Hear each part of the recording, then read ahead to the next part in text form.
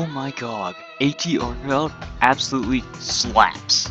Shepherd Arkveld has finally arrived almost a year after Wild's debut, and it's safe to say that it's a brilliant send-off to the base game as we wait for the DLC news this summer. To say that this is not only one of the hardest, but one of the best Wild's fights is an understatement. At least for me, it's the first fight I could confidently give a 9.5 out of 10. AT really hits hard, but just within reason for what it's meant to be as long as you've got Transcendent Armor upgraded. And its combo routes? Oh, baby!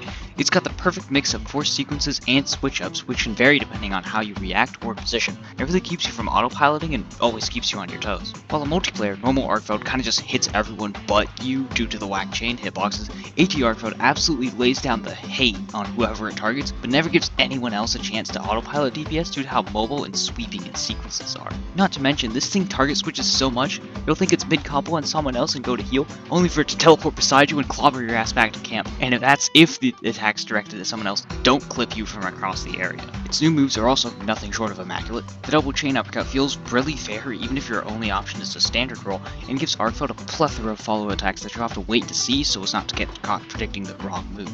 The dive bomb was already a move that felt missing from Arkveld, but holy, the sheer range on this one makes it a force to be reckoned with.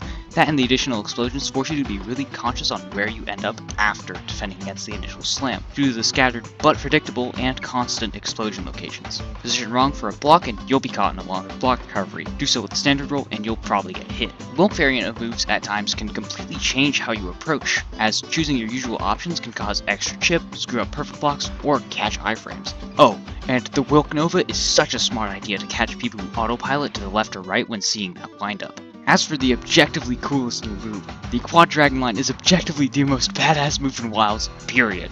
The move, and honestly the whole fight, feels like something right out of Sunbreak with how comically quirked up this fella is, but also with how juiced we as hunters are to match. Which is where I think AT Arc solves what an issue with Wilds was for many. The level of monster mechanics and fight power never kept pace with the additions to hunter mechanics in Wilds. For a while it felt like we controlled the fight with how strong the mechanics of our weapons are, like offsets, perfect blocks, hyper armor, focus mode, wounds, and improved weapon flow. This coupled with how easy it was to CC fuck the majority of the monsters just by hitting it alone, especially in multiplayer hunts, made the monster a punching bag rather than the controller of the fight. The feeling of David versus Goliath was lost for many. But with AT Arkveld, it feels like a perfect 1v1.